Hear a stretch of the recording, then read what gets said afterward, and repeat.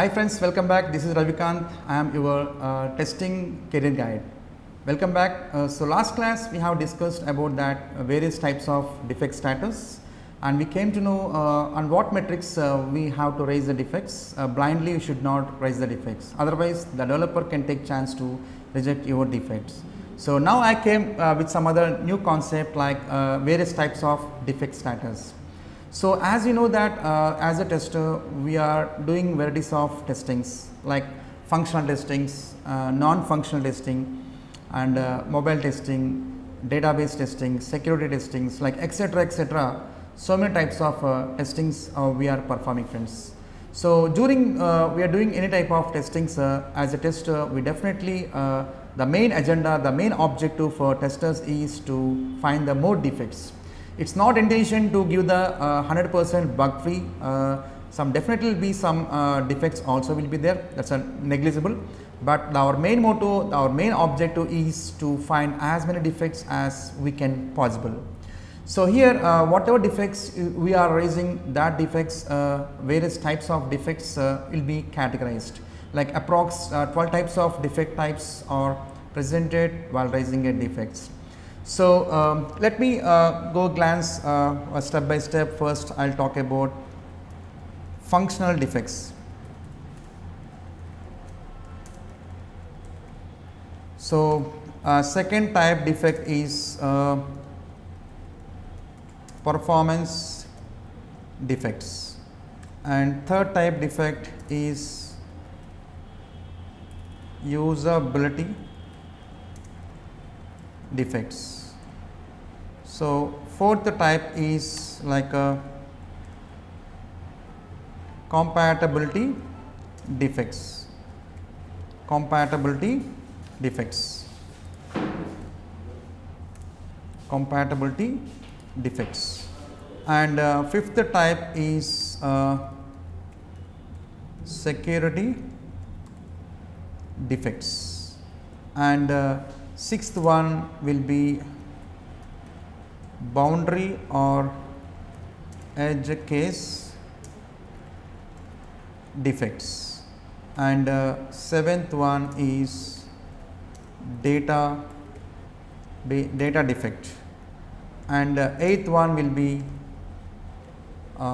logical defect type, and ninth one is arithmetic defect, and 10th is like a configuration defect, and 11th is like a syntax error defect, and last is like a interfacing defect. So these are the various types of defects that QA can raise, friends, during their functional testing, that QA can raise any type of this defect. Even in our defect template we have the defect type. Once you are raising any defect, we must specify that type of defect it belongs to, whether it is belongs to functional defect or it is belongs to performance defect or usability, compatibility, security, boundary or edge case defect, data defect, it might be logical defect, or it might be arithmetic, configuration, syntax error, and interface defect. That can be any type of categories. So you have to specify very carefully. So let me elaborate that each type of defect what each represents. Okay, fine. Functional defects. So functional defect means yes, you know that testers are testing that functional test case executions. If any of that functional is not properly working, example to see, suppose you are doing the withdrawal functionality where you try to insert the card and you enter the amount and clicked on submit button, that functionality is not working. Or you can take login functionality, giving that credentials, and you try to purchase any product in e-commerce and try to click on add to cart. That add to cart functionality is not working. That's called functional defect. So that kind of category will report as a functional defect with that functional steps and steps to reproduce, everything will be provided, and we raise a defect as a new status. A previous class we have discussed about defect status, right? Any new defect you raised, any type of category 12, any of these comes, you make it as a new defect and assign to the respective developer. And whereas come to the next type of defect type is a performance defect. Okay, fine. Suppose you are drawing some amount from ATM machine. It could be giving that cash, dispatching the cash hardly like 2 to 3 seconds. If it is exceeding that seconds, like taking like 30 seconds plus, that is considered as a performance tuning issue it was. So if that kind of function, that kind of issues can be categorized as a performance defect while raising your defects. And whereas come to the usability defect, yes, the application when the end user using this, it should be more user friendly. If any of the functionality is not making user friendly, user can get confused. So let me tell you one example for usability. Suppose a user is supposed to search for the job. He is supposed to upload his resume. He clicks on browse button and he uploads that resume, and once he upload the resume, he must get a intimation like your resume got uploaded successfully with the browsing status. That was not coming after uploading happens. What user can feel like whether it has uploaded or not. That's confusion, right? That makes user not friendly. So that kind of issues can be called as a usability defects. And whereas come to the compatibility defects. So friends, here as a tester, we are testing the functionality not only in one browser and one platform. We need to perform functional testing on various platforms and various browsers. Suppose one of the functionality is working in one Chrome browser that was not working on some other Firefox browser. Compatibility issues. Such kind of issues we call as what? Such kind of defects we call as what? Compatibility defects. So if any compatibility defects comes, means make it like defect type as a compatibility defects. And whereas coming to the security defects is what? Security defects. So you know that security means like every application needs a full-fledged security is very much in metrics to in favor to like authentication and authorization, right user and restricted to the access to respect to access functionalities. So example to say admin will have a full rights, he can access all the accounts, whereas normal user he was supposed to access his assigned permissions only, assigned functionalities only he can access, but user also able to access admin like kind of functionality means yes. So it is a defect, it's a security defect. So there is no security, a normal user also can access all admin privileges. So there is no security for application. Such kind of a defect we can categorize while raising as a security defects. Whereas come to next is a boundary or edge case defects. Boundary or edge case defects. Like suppose if you take one field, it's supposed to take the value range like 30 to 60. The range of data it has to supposed to take 30 to 60. Should not take below 30 or it should not take above 60, data should not allow into text box. Suppose if I give below 30 like 29 value I am giving that, and after 60, 61 value I am giving that. So in that case what happens? It is allowing. That's a boundary edge case defect. It should not allow, right? It should not cross the boundaries. It 30 to 60 in between it has to allow in the text box to check the functionality. It should not allow below 30 or after 60. If that is happening means what? That's called as a boundary edge case defects. So and next category comes to what? Data defect. Next come to what? Data defect. Suppose here if you give wrong data or corrupted data. So if I give wrong data or corrupted data, so that's called as a data defect. So it related to the wrong data if you provide means it is allowing. Corrupted data you are taking means that's also allowing that. That's called defect, data defect we can call like.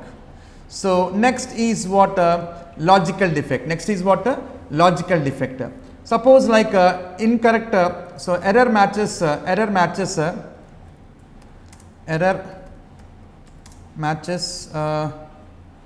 like what we can say. Okay, fine. So we can say issue error. Okay, error in max calculations or logic or operations. So calculations, yeah, error in max calculations, logics or operations. So suppose we supposed to give the percentage or discount for 10%. So it was giving like 5%. Instead of 10%, it was giving 5%. Suppose the person is membership to that portal. Suppose Amazon is having membership. The people who is having membership, he has supposed to give 10% discount. Non-membership means he must get 5% discount. But even being as a membership, he is eligible for 10%. Even is getting 5%. Due to the logical issue that considered as a logical defect. Logically, it was wrongly implemented. That's why the functionality is not working as client expectations. Okay, that's called logical defect. Whereas come to the arithmetic defect. So arithmetic. Suppose suppose arithmetic calculation. Suppose the person is purchasing the products. For every product, we have a prices. We have a prices in decimal values. Suppose product 1 is having 100.40 like this dollars, and whereas second product, when I am adding to the cart, it is giving like 200.50 like this. So previous is 100.30 and it is 200.20 is giving like this. And how much it is 200? This is 100 plus 200. Yeah, that's 300.50. So it has to come as 200.50. But if you make it round value giving like 201 means it's not correct. So arithmetic like kind of issues, that's category we can say like, okay. And next is what configuration defect. So caught during this is what this configuration issues is coming like due to hardware and software compatibility issues. Whereas client is expected this functionality needs to be execute and dedicated hardware configurations like RAM, ROM and process kind of thing. And whereas if you want to run this application in backend, we need some softwares needs to be run in backend. If any of these are not compatible or hardware or software kind of things, due to that it is not working the functionality, that kind of issues can be considered as a configuration defect. Suppose to say example like software configuration, you are supposed this application, one of the application has been developed with the Java language 8. Suppose you are while running this application backend, you have taken Java 7 you have installed to run the Java applications. But you know some functionalities are missing because of taking that Java 7, because Java 8 having some more features, right? That's why some configuration issues will comes, and even hardware also it should work in 4 GB RAM the application, but you take 2 GB, definitely we get the configuration issues. The client is expecting is 4 GB. Okay, of course it might work for 2 GB, but some challenges will face during this configuration not matching for that. And whereas come to the last is syntax error defects like Issues that make a software difficulty, like suppose the developers writes any logic errors, syntax errors. Developers while writing any syntax errors or any spelling mistakes or any spelling mistakes, that's considered as syntax errors. That this is purely about that developers will get the syntax errors defects. And next last is what interface defects. So this is when we are checking among that some services, some kind of services, when we are testing that the services between that interfaces, the services are not happening properly, functioning is not happening among the two interfaces. So example like payment gateway is there. So payment gateway, there we being in Amazon, we used to click on that Rajar Pay or Amazon Pay or HDFC Pay. It includes the third party services. So that one interface to another interface you are invoking. If that interface is not invoking properly, that interface kind of issues will come. That's called as a interface defects. So these are the various types of defects that you can notice when you are running your functional application. So let me summarize that all the types of various types of defects.